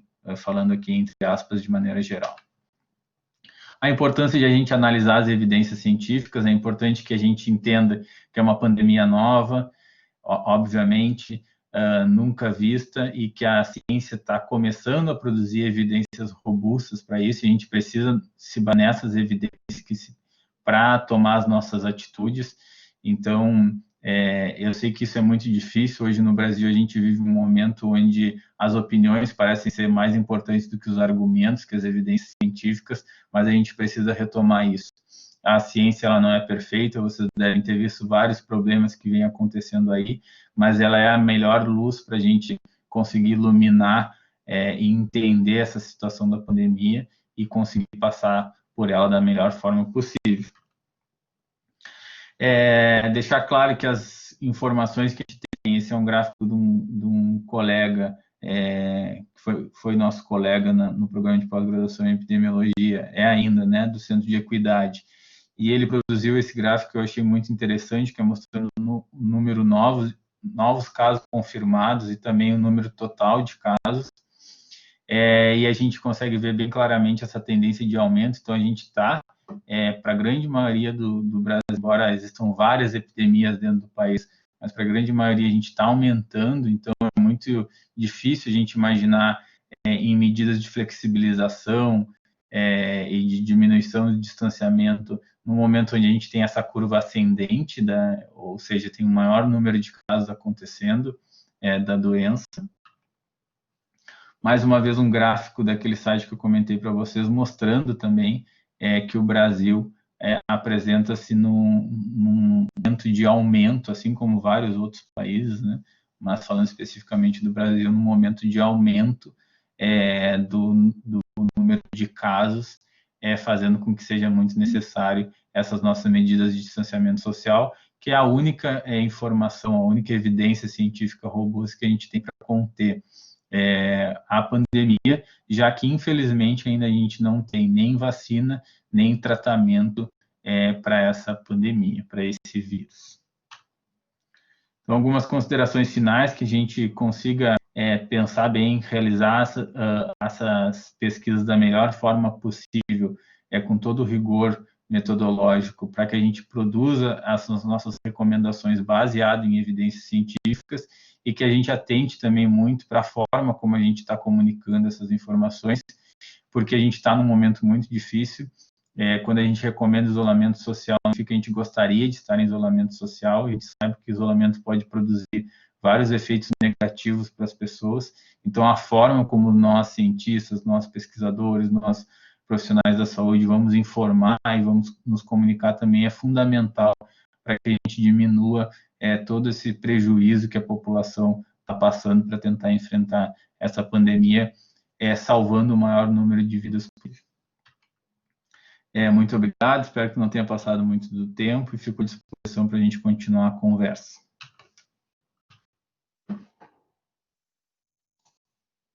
Bom, agradeço ali a fala do Bruno, né, Bruno, sempre muito pontual nas suas colocações, né, eu acho que uma das questões que são bem importantes ali também é a divulgação do trabalho que está sendo feito com seriedade, né, a questão de mostrar, enfim, como é que foi feita a pesquisa de forma transversal, isso foi bem relevante para o entendimento, porque a gente comenta isso na comunidade científica, como é que a gente faz os levantamentos de dados, hoje mesmo falava isso na minha turma lá sobre a questão das amostras, enfim, e não ter essa questão do vínculo com a quantidade de amostras, né, que foram 4.500 em cada inquérito, né, mas da seriedade que se fez, das observações, e uma das coisas que eu fico pensando ali, quando tu trouxe aqueles gráficos ali, separando por faixa etária, separando por cor de pele, como é que aquilo foi feito em termos de tratamento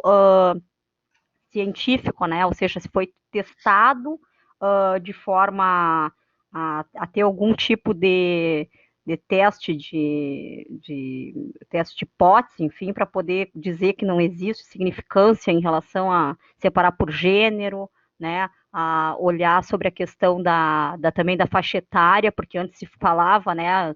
Grosso modo, assim, quando começou realmente os casos da pandemia, começaram as investigações, nem tanto cientificamente comprovadas, mas de dizer que grupos de risco com determinadas comorbidades, patologias, enfim, tinham mais susceptibilidade. Hoje se sabe que a gente tem, né, todo mundo é risco, né, acho que a forma mais de controle realmente é o distanciamento social, e, portanto, a minha pergunta, no primeiro momento ali, já pensando nas perguntas e abrindo também para uma discussão das pessoas que estão participando aqui da nosso encontro, como é que foi tratado aquilo para fazer a análise gráfica ali, dizer, olha, não tem muita diferença em relação à separação, a segmentação por gênero, a segmentação por faixa etária, né, que são informações que quando a gente faz segmentação e teste de hipóteses ali, a gente verifica se tem ou não diferença estatisticamente significativa. Eu queria só que tu comentasse um pouquinho ali como é que vocês trataram essas informações. Uhum. Não, perfeito. Essas informações foram tratadas pelo grupo, né, que publicou esse primeiro artigo de uma maneira descritiva, né, embora se aplicou um valor P de um teste de hipótese para se ver as diferenças, e aí se observou que houve diferença estatisticamente significativa segundo a região e segundo a cor da pele. Não houve diferença estatisticamente significativa segundo o sexo e segundo a idade. Mas esse não foi um estudo exatamente para medir os fatores associados à infecção pelo SARS-CoV-2. Ele foi um estudo, né, delinear, o objetivo inicial dele foi fazer essa descrição. Então, se apresenta esse valor P nessa tabela, mas no sentido de entender essa ocorrência, se ela foi diferente segundo esses grupos etários. Não exatamente para buscar causa, né, para buscar se idade está causando a infecção, ou se a região, cor da pele, enfim. Mas sim, foi realizado o teste de hipótese, um valor P, e se viu que pessoas da região norte tinham estatisticamente mais soroprevalência, e também pessoas da cor da pele que eram indígenas e também da cor da pele negra. Eu acho que a Carla pode fazer a condução ali dos levantamentos das perguntas. Eu não sei se, Carla, quer falar alguma coisa, quer abrir para discussão. Acho que os palestrantes aí estão nos ouvindo aqui e acolhendo as nossas perguntas, né? Solange, enfim, estamos à disposição, né? Vamos nos colocar aqui como, além de ouvintes, curiosos em relação à pesquisa. Bom, em primeiro lugar, eu quero agradecer, né, mais uma vez o Bruno e a Daniela por essa brilhante palestra que fizeram para nós, trazerem esses dados super importantes de uma forma muito fácil de entender, que eu tenho certeza que todos os alunos que estão presenciando, que estão aqui conosco, né? Foi muito fácil de entender o que se estava falando. A maioria deles já fizeram a disciplina de epidemiologia, né? Eles têm duas disciplinas de epidemiologia, mas parabéns, assim, da forma como foi apresentada, Bruno e Daniela, de uma forma muito clara que deu, assim, tenho certeza que todos que estavam presentes conseguiram entender. Parabéns pelo trabalho que está sendo feito em Pelotas, né? E realmente nos traz algumas questões que o pessoal diz assim, que nem eu ouvi um comentário, agora estão comentando que o pessoal assintomático não transmite o vírus. Agora é a última tona, né? Aí tu explicar assim para as pessoas. Eu gostei muito que o Bruno disse, gente, é uma doença nova. Nós estamos começando a estudar a história natural dessa doença. Então, muitas coisas que talvez nesse momento a gente tenha como verdades, daqui um mês já não vão ser mais verdades. Então, isso tem que estar muito claro. Ninguém está batendo martelo, é assim. Nós estamos estudando a história natural. Estamos começando, né, pessoal, a estudar a história natural da doença. Então, isso que eu queria comentar. Parabéns, pessoal. Amei. Assim, achei perfeito, maravilhosa a fala de vocês.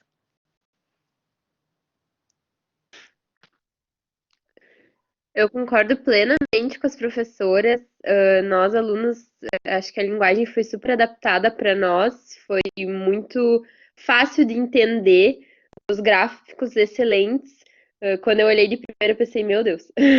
Mas excelentes. Muito obrigada pela contribuição de vocês, por compartilharem esse conhecimento, essa experiência rica que vocês estão vivenciando conosco. Com certeza nos agregou muito o conhecimento agora, até para a gente acompanhar o que está acontecendo, os noticiários, enfim, a interpretação de tudo. Acho que mudou um pouco a visão com a palestra de hoje. Foi muito interessante mesmo. Eu gostaria de saber se tem alguém que tem alguma pergunta para fazer, algum aluno. Mas só não colocou nem nada no bate-papo. Acho que é porque ficou claro mesmo. Ó, o Francisco colocou ali o número de leitos no site que a professora Daniela mostrou. Inclui o número do SUS e leitos particulares? Aquele do primeiro slide?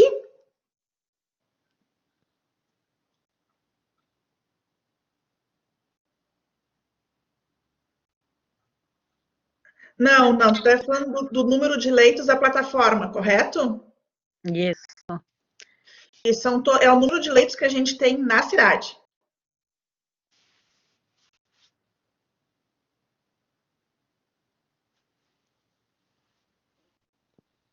Francisco, tu colocas o número de leitos ali em relação à questão de segmentação particular e SUS, né? Mas a Daniela está respondendo ali, Dani, que é geral isso, né? Isso. É o número de leitos que tem à disposição. Eu até vou colocar o site para vocês, para quem quiser acessar o Corona Leitos, tá? E fazer as simulações. Vou colocar no bate-papo, que eu acho que é interessante. Eu acho que a plataforma, ela, claro, ela vai calcular ali a demanda de hospitalar, como bem a Daniela comentou, e aí sim, calculando a demanda hospitalar necessária, né, independente de ser leito SUS ou leito particular, e no próprio gráfico, aí quando agora a Daniela já compartilhou ali com vocês, vocês vão poder acessar, consegue ver qual que é o número de leitos que existe na cidade de Pelotas, né? E aí, considerando as informações que a gente obteve, do total de leitos, tanto públicos quanto privados também. De todas as cidades vai ter essa informação, tá? Independente, quando vocês forem acessar, vocês vão escolher o estado, vão escolher a cidade, e essas informações de tamanho de população e de leitos já vai vir automático para vocês, tá? A única coisa que vocês têm selecionada aí é a 10ª hospitalização, a data, ou se a cidade teve prevalência, né? A gente teve as 9 cidades no estado, as que não têm prevalência tem que ser a data de hospitalização. Lembrando que vai tudo depender da atitude da população para esse pico acontecer no tempo que está sendo previsto ali, né? Tudo pode mudar. Bruno, só uma questão, né, da EpiCovid ali, quando foram feitos os levantamentos, os 4 inquéritos, eu só queria entender como é que foi feita a segmentação ou a escolha das regiões, das 9 regiões ali, como é que foi feito isso, né, porque vocês consideraram ali as 4.500 pessoas, né, nas rodadas, nas entrevistas, né, verificando ali a prevalência e depois extrapolaram as informações. Mas como é que essas cidades ali, elas foram escolhidas, né? Se foi em termos de tamanho populacional, como é que foi o tipo de escolha daquelas cidades? Tu tens como nos esclarecer? Claro. São chamadas de cidades sentinelas, né? Que são aquelas cidades intermediárias do IBGE, que representam boa parte do percentual da população do estado, mas são cidades um pouco maiores, né? Então, Pelotas, Porto Alegre, Canoas, que foi uma região metropolitana, uma cidade da região metropolitana de Porto Alegre.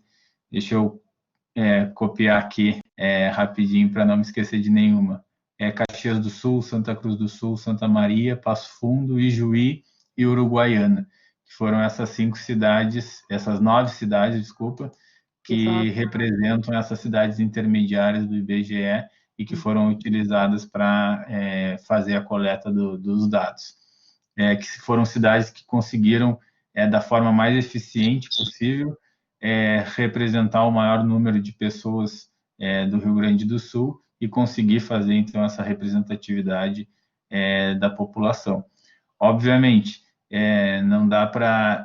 Tem que se ter cuidado também quando for se extrapolar essas informações, né? Não dá para dizer que a partir dessas informações, em todas as cidades do Rio Grande do Sul, as coisas ocorrem como ocorre nessas 9 cidades, mas guardando alguns cuidados de extrapolação e de validade externa dos achados, essas cidades têm uma boa capacidade para dar um panorama geral do estado.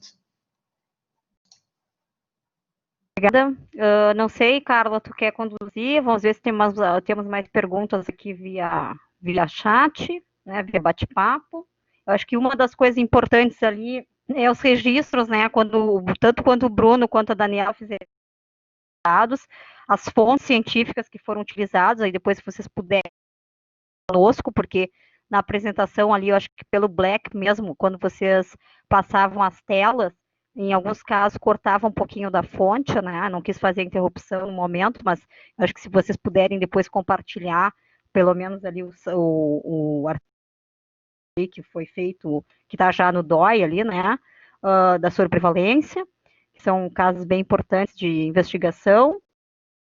Nada que a gente não possa acessar também no site de vocês ali da também, né, da pesquisa que tem referência aí no nosso estado e agora nacionalmente, agora não, né, mas nacionalmente, mas seria importante, de repente, a gente compilar aí e talvez repassar aos nossos acadêmicos e pesquisadores aqui da instituição, né, até nós temos aqui uma das coisas que é importante salientar, né, e a gente também ali dentro aqui da Fevale estamos fazendo a análise aí dos testes de coronavírus, né, pelo laboratório do professor Spilk, que é o virologista do Comitê Internacional de Virologia, né, e são informações que a gente compartilha também com vocês, né, eu acho que a gente também tem muito a contribuir como pesquisa científica, né, a divulgação das informações via UFPEL, via as universidades, tanto públicas quanto privadas, acho que cada um tem a sua contribuição aí e disseminar esse conhecimento é sobremaneira importante para todos nós aí nesse período, né? E como falamos aí desse raro que nos pegou de surpresa mundialmente e que a gente ainda está de maneira pesquisando todos esses casos e atualizando isso que diariamente, né? Então, assim, só podemos agradecer a todo o trabalho, todo o comprometimento científico e técnico que se tem aí da instituição, o FPEL, e que está aqui hoje representada por vocês, né, belamente, e realmente, assim, agradecer tudo que vocês trouxeram para a gente, agregando esse conhecimento, trazendo essa experiência de vocês, essa vivência, né, e claro que doando esse tempo para nós aqui na instituição Fevale, tá? Então, assim, nos colocamos também como instituição, como professores da instituição, participativos também nesse sentido, né? Eu, a Solange, que estamos mediando aqui na fala, mas o nosso grupo da medicina, a Carla também, que é a nossa presidente do nosso diretório acadêmico, e bem como os outros alunos, né, de outros cursos que estão aqui, juntamente com demais professores que também estão assistindo aqui a nossa live, tá bom, queridos? Muito obrigado, assim, muito obrigada em relação a tudo que vocês trouxeram e a disponibilidade, o atendimento, no momento que a gente entrou em contato com vocês foram muito solícitos, prestativos e atuantes, né, e a gente sabe que vocês aí estão assoberbados de informações e de lives, de compartilhamento, de conhecimento mesmo, né, e nos possibilitaram ou nos ofertaram aí a presença de vocês nesse momento, tá bom? Não sei, Carla, tu quer dizer? Muito obrigado. Acho que sem problemas algum eu posso depois encaminhar a apresentação para que vocês possam disponibilizar os alunos. Eu acho que, claro, que às vezes fica meio rápido, aqui a gente acaba passando rápido os slides, né? Mas sem problema algum. Semana passada eu tive com o Fernando também numa outra live e aí foi bem interessante ver o trabalho desenvolvido pelo Fernando, por todos os colegas da Fevale, que eu acho que é isso, né? Esse momento que a gente está passando, a gente precisa unir esforços para enfrentar esse problema que está sendo aqui no Brasil de uma maneira tão avassaladora por N coisas que vem acontecendo. Acho que só para deixar assim como uma mensagem final, é muito difícil, como a Daniela falou, a gente imaginar a volta, né, das atividades nesse momento onde a gente tem uma curva ascendente de casos.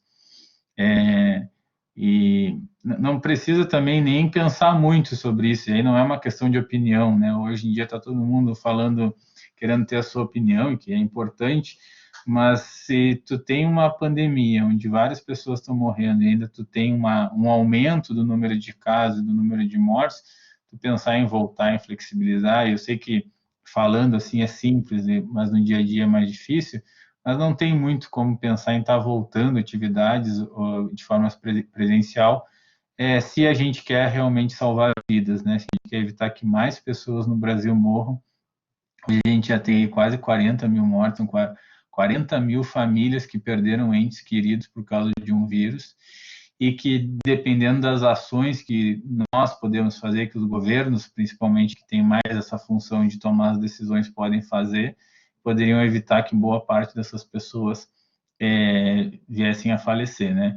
E aqui a gente não está falando da nossa opinião, a gente vê experiências em outros países onde se conseguiu, mesmo países com alto número de habitantes, independente de qualquer posição que esses países têm, de diferentes ideologias, vamos chamar assim, eles conseguiram lidar com a pandemia e evitar que muitas pessoas morressem. Então, acho que essa é a mensagem, espero que esse número caia logo. A gente fala muito de isolamento social, mas a gente não gostaria de estar em isolamento social, a gente gostaria de estar com a nossa vida como nós tínhamos antes. Então, espero que rapidamente se descubra um medicamento, se descubra uma vacina, para que a gente possa voltar ao normal e salvar o máximo de vidas possíveis.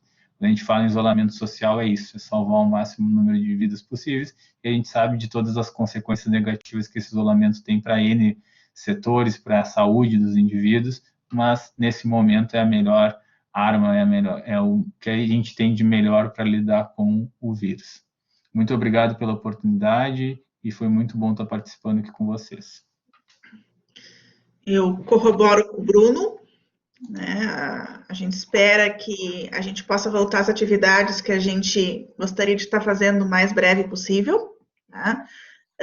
Eu coloquei lá, então, o site do Corona Leitos, também vou colocar o site do laboratório, onde tudo, a parte que não foi da plataforma de leitos, a parte que foi da pesquisa do GDISP, está no outro site, que é o do laboratório, então vocês têm acesso a todas as postagens lá, a todos os resultados que eu apresentei para vocês, tá?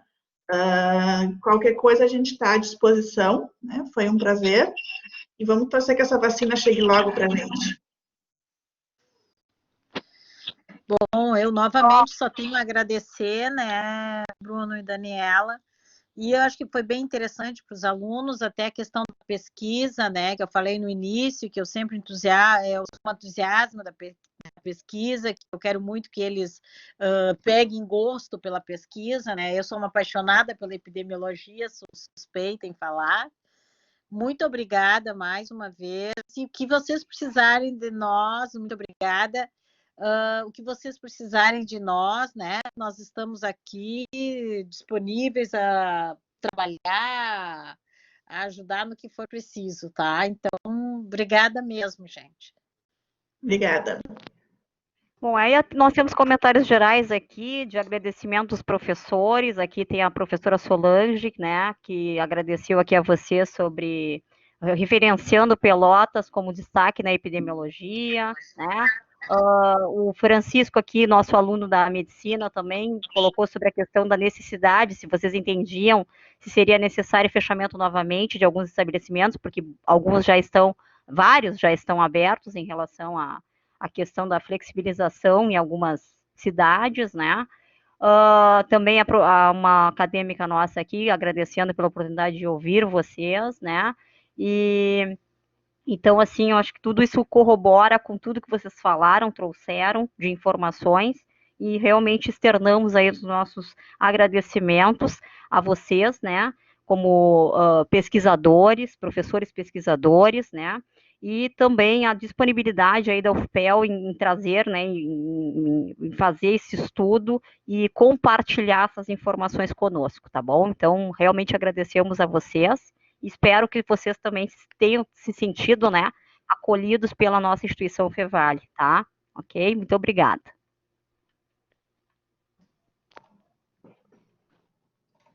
Carla, tu quer fechar, Carla? Sim.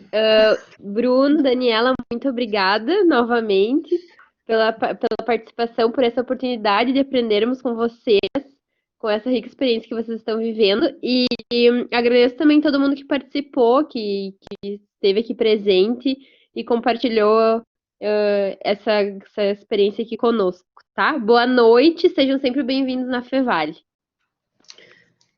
Muito Boa obrigado, noite. obrigado, cara. Obrigada. Obrigado pelo apoio aí de vocês em realizar essa atividade. Valeu.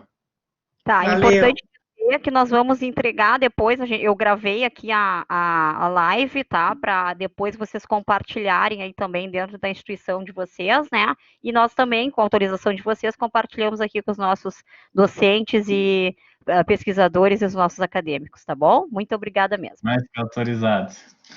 Autorizado. Valeu. Boa noite a todos. Tchau, tchau. Tchau.